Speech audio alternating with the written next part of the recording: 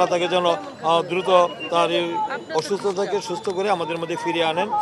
তো ইতিমধ্যে তার অবস্থা এখনও মানে স্থিতিশীল যাকে বলে সেই অবস্থায় ফিরে এখন আসেনি। তো আসার জন্য ডাক্তাররা আমাদের যারা দায়িত্বপ্রাপ্ত ডাক্তার রয়েছেন এবং আমাদের মেডিকেল বোর্ডও করা হচ্ছে, যে মেডিকেল বোর্ড এবং ডাক্তাররা মানে তার জন্য মানে সর্বশেষ চেষ্টা আর কি তাকে স্বাভাবিক পর্যায়ে ফিরে আনার জন্য সর্বোচ্চ চেষ্টা ওনারা করছেন। আমরা আশাবাদী যে আমাদের প্রিয় নেত্রীকে আমাদের ডাক্তাররা এবং আল্লাহর অশেষ রহমতে ইনি আমাদের মধ্যে সুস্থ হয়ে ফিরে আসবেন, এই জন্য আমরা দোয়া করছি, আমরা অপেক্ষা আছি এবং আমরা সারা দেশেই আমাদের লক্ষ কোটি মানুষ আমাদের প্রিয় নেত্রীর জন্যে আমাদের মহান রাব্বুল আলামিনকে দোয়া করছেন তিনি যেন দ্রুত আমাদের মধ্যে সুস্থ হয়ে ফিরে আসেন। তার রোগ মুক্তি কামনায় গতকালকে থেকে আজকে সারা দেশেই দোয়া মাহফিল হচ্ছে এবং তার মিলাদ পড়ানো হচ্ছে যে উনি যেন আমাদের মধ্যে সুস্থ হয়ে ফিরে আসেন এবং তার জন্য আমরা সবাই অবস্থা অবনতি হয় না, উন্নতিও হয়নি।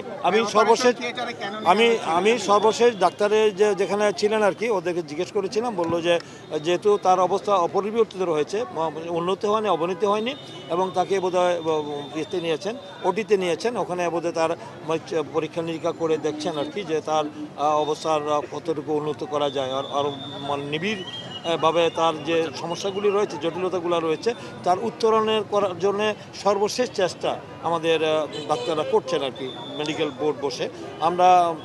আমরা এখন এই মুহূর্তে সব কিছু বলতে পারছি না, মানে হয়তো মানে ডাক্তাররা মানে আরও ডিটেল বলতে পারবেন তার মানে সর্বশেষ মানে লেটেস্ট পজিশনটা কী।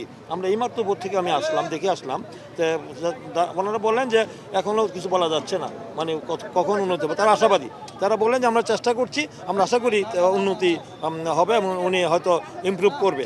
এই ওয়েট অ্যান্ড সি। হ্যাঁ, না এই ধরনের কথা কোনো আলোচনা হচ্ছে না, কিন্তু আমাদের মেডিকেল বোর্ড বসে সিদ্ধান্ত নেবেন আর কি। আমাদের যারা আমাদের ডাক্তার আমাদের আছেন, জাহিদ ভাই আছেন, তারপরে আমাদের আছেন আমাদের সিদ্দিকী সাহেব আছেন,